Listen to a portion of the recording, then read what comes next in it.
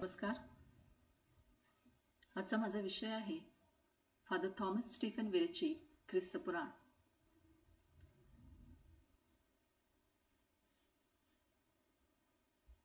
या विषयाअंतर्गत पोर्तुगीज पूर्वकालीन गोव्याचा इतिहास, पोर्तुगीजांचे गोव्यातील आगमन, जेजुईत संप्रदाय, गोव्यात मुद्रणालयाचे आगमन, 16व्या-17व्या शतकातील गोव्यातील वाङ्मयाचे स्वरूप, फादर थॉमस स्टीफन विरचित ख्रिस्त पुराण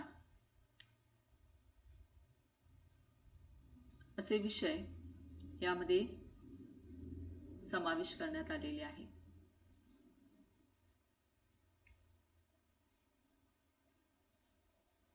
फादर थॉमस विरचित ख्रिस्त पुराण याविषयी अधिक जाणून घेत असताना पोर्तुगीजांचे गोव्यातील आगमन, त्याचे स्वरूप समजून घेणे महत्त्वाचे आहे.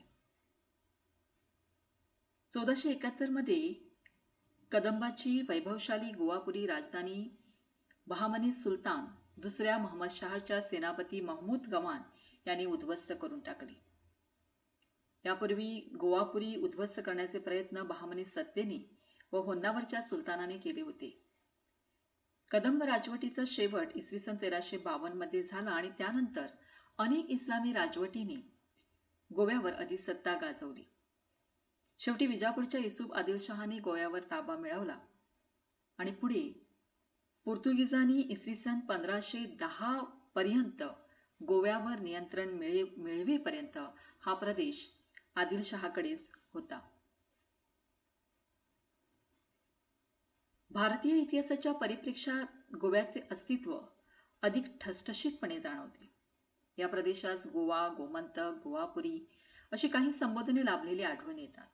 त्यातील प्रामुख्याने गोवा व गोमंतक ही संबोधने विशेषत्वाने निर्देशिली जातात.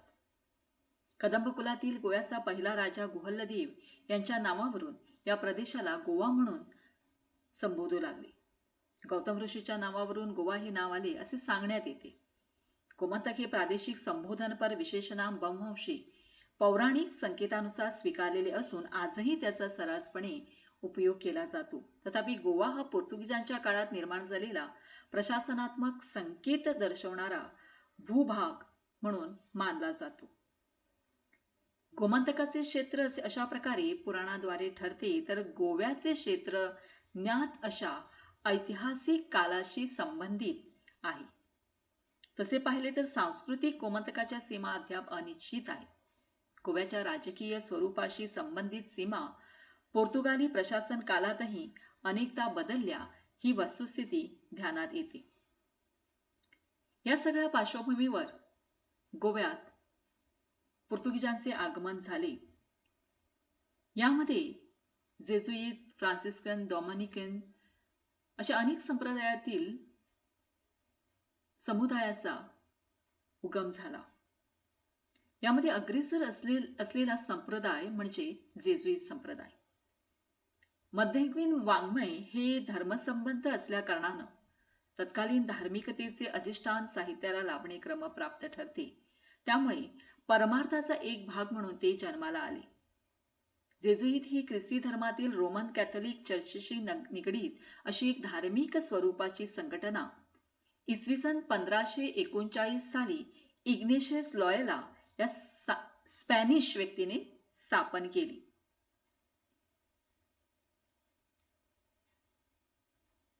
हा पंथ सोसायटी ऑफ जेझस या नावाने परिचित होता. त्यावेळी या पंथाला जेजुईत पंथ म्हणून ओळखू लागले. या पंथाला ख्रिस्ती धर्माचा प्रमुख पौप पॉल तिसरा यांनी 1540 साली मान्यता दिली. जेजुईत पंथातील अनेक लोकांनी त्या काळामध्ये साहित्याची निर्मिती केली. याच काळामध्ये गोव्यात मुद्रणालयाचे झालेले आगमन ही एक अतिशय महत्त्वाची घटना घडली. 30 मार्च 1556 या दिवशी एब्सिनियाचे पॅट्रियार्च डी जुआव नुनीस बर्रेटो हे लिस्बनहून मुद्रण करण्याचे यंत्र घेऊन निघाले होते. त्यांच्याबरोबर जेजुईत संप्रदायातील माणसे होती. ॲब्सिनियातील अधिकाऱ्यांनी ते गोव्यात उतरवले तो दिवस होता 6 सप्टेंबर 1556. हे मुद्रणालय सर्वप्रथम सा पावलो ओ वेल्लो व नंतर सा पावलो ओ नोवा इथे स्थापन करण्यात आले. ख्रिस्ती धर्माचा प्रचार आणि प्रसार करण्यासाठी देशी भाषेतून पुस्तके लिहिली गेली. ही पुस्तके छापून त्याचा अधिकाधिक प्रसार करणे आवश्यक होते. यासाठी इसवी सन 1556 साली गोव्यात रायतूर येथील जेजुईताच्या साव पॉल महाविद्यालयात हे मुद्रण करण्याचे यंत्र आणण्यात आले. ख्रिस्ती धर्म स्वीकारल्यानंतर हे नवख्रिस्ती धर्मांतर करण्यापूर्वी जी कथापुराणे वाचून आपला वेळ क्रमवीत असे ती कथापुराणे एकतर नष्ट करण्यात आलेली होती. नव्या धर्माचे ग्रंथ लॅटिन किंवा पोर्तुगीज भाषेत असल्यामुळे व या दोन्ही भाषेचे ज्ञान नवख्रिस्तांना नसल्यामुळे नवख्रिस्त्यांच्या मागणीनुसार ग्रांथिक मराठी भाषेत पुराणे लिहिणे अपरिहार्य ठरले. 17व्या शतकातील ख्रिस्ती धर्मप्रचारकांनी गोव्यातील भाषेचे अध्ययन करून कोश, व्याकरणी, धर्मग्रंथ लिहिले. गोव्यात मुद्रणालयाचे आगमन झाल्यानंतर फ्रान्सिस झेवियर या जेजुईत मिशनऱ्याने 1557 मध्ये लहान मुलाकरिता पोर्तुगीज भाषेमध्ये दौत्रीन ख्रिस्ता मुद्रित केले. गोव्यात व भारतात छापले गेलेले हे पहिले मुद्रित होय. तीच दौत्रीन नंतर पाद्री हेरिक यांनी तामिळमध्ये 1578 मध्ये प्रसिद्ध केली. पहिली मुद्रित भारतीय लिपी म्हणून तमिळ लिपीकडे पाहता येते. पोर्तुगीजांच्या आगमनाचा गोव्याच्या सांस्कृतिक पर्यावरणावर परिणाम झाला. 450 वर्षाच्या काळात गोव्यात विधायक व विघातक अशी दोन्ही प्रकारची परिवर्तने घडून आली. त्यामध्ये एक महत्वाची घटना घडली ते म्हणजे या मुद्रणालयाचे आगमन आणि त्यामुळेच फादर थॉमस स्टीफन याच्याबरोबरच अनेक ख्रिस्ती साहित्यिकांनी ख्रिस्ती धर्मग्रंथाची निर्मिती केली. त्यामध्ये पाद्री एतियन de la Cruz, पाद्री अँटोनियो de साल्दाउस अशा प्रकारचे अनेक ख्रिस्ती लेखकांनी वेगवेगळ्या प्रकारची रचना केलेली दिसते. फादर थॉमस स्टीफन यांचं ख्रिस्तपुराण हे मराठीतील एक महत्वाचा अशा प्रकारचा ग्रंथ मानला जातो. थॉमस स्टीफन हा इंग्रज जेजुईत 1569 मध्ये गोव्यात आल्यानंतर 66 महालातील रायतूरच्या सेमिनरच्या मुख्याध्यापकाचे पद त्याला प्राप्त झाले. त्यानंतर नवख्रिस्त्यांसाठी ग्रंथनिर्मिती करण्याची जबाबदारी त्याने घेतली. गोव्यातील स्थानिक लोकांना बळजबरीने ख्रिस्ती पंथाची दीक्षा दिल्यानंतर व त्यांचे पूर्वाश्रमातील पवित्र ग्रंथ नष्ट केल्यानंतर त्यांना स्वपंथात स्थिर करण्यासाठी नव्या ग्रंथाची आवश्यकता आहे असे स्टीफनला वाटले. गोव्यातील ब्राह्मणी भाषेचे एक व्याकरण तयार करण्याचे काम त्याने आरंभले. 1640 साली पाद्री दिएगो दे रिबेरो नामक एका जेजुईत पाद्रीने या संप्रदायातील आणखी 4 पाद्रीच्या मदतीने व्याकरणाचे एक पुस्तक प्रसिद्ध केले होते. पण त्यामध्ये भाषाज्ञान मूळ संस्कृत भाषेचे व्याकरण माहीत असलेल्या मंडळाकडून घेतलेले दिसत नाही, तर कर्ता हा लॅटिन भाषेचा जाणकार असल्याने त्याच धर्तीवर त्यांनी कानारी भाषेत आपल्या व्याकरणाची मांडणी केलेली दिसते. या व्याकरणाला 1640 साली ख्रिस्ती पाद्रीने लोकभाषा तरी शिकावी यासाठी दिएगो दे रिबेरो यांनी पोर्तुगाली भाषेत छापून प्रसिद्ध केलेल्या व्याकरणाच्या पुस्तकांची पार्श्वभूमी लाभलेली दिसते. ख्रिस्ती साहित्याचे गाढे अभ्यासक व संशोधक प्राध्यापक अ. का. प्रियोळकरांनी भाषिक अभ्यासाच्या दृष्टीतून जेजुईत वाङ्मयाचे 2 प्रकार कल्पिलेले आहेत. लोकांच्या उपयोगाकरता तयार केलेले मराठी वाङ्मय हे सर्व पद्यात आहे व मुख्यतः खालच्या लोकांकरता लिहिलेले लोकव्यवहाराच्या भाषेतील कोकणी किंवा कानारी वाङ्मय हे सर्व गद्य आहे. त्याचप्रकारे या ख्रिस्ती मराठी वाङ्मयाचे अनेक प्रकार पाडलेले दिसतात. स्थानिक बोलीभाषेचा उपयोग बोलण्यासाठी व ग्रांथिक भाषेचा उपयोग भाषेत लिखित व्यवहारासाठी करणे ही पद्धत अद्यापही गोव्यात दिसून येते. 16व्या-17व्या शतकात जेजुईतांनी गोव्यातील भाषेत निरनिराळ्या स्वरूपाचे वाङ्मय निर्माण केले. नवख्रिस्त्यांना धर्मोपदेश करण्यासाठी ख्रिस्ती वाङ्मयाची निर्मिती झाली. यामध्ये धर्मतत्वाची व प्रवचनाची पुस्तके अधिक प्रमाणात आढळतात.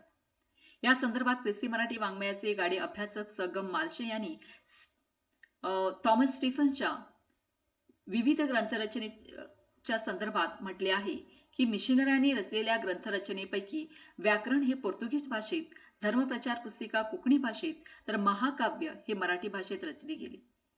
या 3 प्रकारातील रचनासाठी त्यांनी 3 प्रकारच्या भाषा का उपयोजल्या हे सांगण्याचा प्रयास त्यांनी केलेला दिसतो. स्टीफन्सने कोकणी भाषेचे व्याकरण परकीय मिशनऱ्यांसाठी धार्मिक हेतूने लिहिले की ज्यामुळे धर्मप्रसारास सहाय्य होईल. तर ख्रिस्ती धर्मतत्वाची माहिती देणारे पुस्तक प्रथम पोर्तुगीज भाषेमध्ये तयार करून त्याची भाषांतरे देशी भाषात केली जावी असा आदेश इसवी सन 1585 साली भरलेल्या धर्माधिकाऱ्यांच्या परिषदेने दिलेला होता. म्हणून या आदेशावरून स्टीफन्सने डॉक्ट्रिन रचले असावे.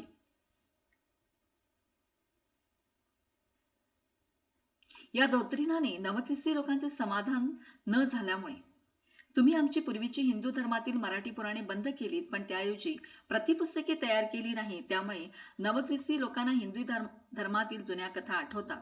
तुम्ही मराठी भाषेचे काही भक्तिरसपूर्ण पुस्तके द्याल तर आमचा मनोरथ पूर्ण होईल असे त्यात म्हटलेले आहे. जरी मराठी भाषेची काही शास्त्र पुराणे होती आम्हा ठाई, तरी लोकांचा मनोरथ पै पूर्ण होता अशी मागणी नवख्रिस्ती लोकांनी केली आणि त्यातून मराठी ख्रिस्तपुराणासारखा ओवीबद्ध भक्तिकथारसयुक्त अशा महाग्रंथाची निर्मिती झाली. फादर थॉमस स्टीफन हा पहिला इंग्रज जेजुईत असे त्याचे वर्णन केले जाते. जेजुईतांचे एक महत्वाचे मुद्रणालय 66 रायतूर येथे असल्याची नोंद मिळते. याच मुद्रणालयात थॉमस यांचे ख्रिस्तपुराण छापले गेले. ख्रिस्ती धर्मग्रंथ बायबलचा जुना करार व नवा करार यावर आधारलेली ही प्रदीर्घ रचना आहे. ही रचना 1614 साली पूर्ण झाली, तर 1616 मुद्रित होऊन रायतूर गोवा येथे प्रसिद्ध झाली. त्यानंतर तिची आवृत्ती 1649 मध्ये 1654 मध्ये गोव्यातच प्रकाशित झाली.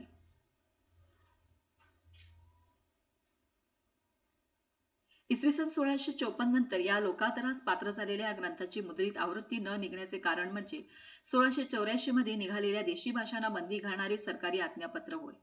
दरम्यान याच काळात ख्रिस्तपुराणावर बंदी घालण्यात आली. एकंदरीतपणे मराठी संशोधनाचे स्वरूप पाहता 19व्या शतकात मराठी भाषा आणि साहित्य यांच्या संशोधनाला चालना मिळाली असे म्हणता येते.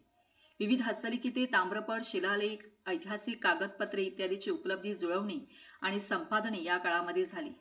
मोडी लिपी तसेच इतर सांकेतिक लिपीत बद्ध असलेले प्राचीन साहित्य उपलब्ध करून देण्याच्या कार्याला या काळात आरंभ झाला. जसे जसे प्राचीन साहित्य उपलब्ध होऊ लागले तसे तसे भाषिक, व्याकरणिक व वाङ्मयदृष्ट्या साहित्याभ्यासाला सुरुवात झाली. सुरुवातीच्या काळामध्ये अनेक संशोधकांनी प्राचीन मराठी काव्याचे ग्रंथ प्रसिद्ध केले असे जरी वास्तव असले तरी त्याच्या संपादनात आधुनिक शास्त्रीय दृष्टी नव्हती. प्राचीन मराठी कवीचे काव्यग्रंथ सर्वसाधारण वाचकापर्यंत पोचावेत हा त्यांच्या संकलन संपादनाचा हेतू दिसतो. संशोधनाच्या आधुनिक शास्त्राचा आणि अनुशीलनाचा अवलंब प्राध्यापक प्रियोळकरांनी केला आणि त्यानंतरच पाटसंशोधन अथवा पाटचिकित्सा या संशोधन शाखेचा पाया भक्कम होऊ शकला असे म्हणता येते. इसवी सन 16व्या-17व्या शतकामध्ये अनेक प्रतिभाशाली कवी लेखकांनी ख्रिस्ती वाङ्मयाच्या दालनात महत्वाची भर घातली. त्यामध्ये फादर थॉमस स्टीफन विरचित ख्रिस्तपुराण हा एक महत्वाचा ग्रंथ ठरतो. गोव्याच्या भाषिक व सांस्कृतिक इतिहास या दृष्टीने ख्रिस्ती धर्मोपदेशकांनी लिहिलेल्या वाङ्मयाकडे एक महत्वाचा दस्तऐवज म्हणून पाहता येते. धन्यवाद.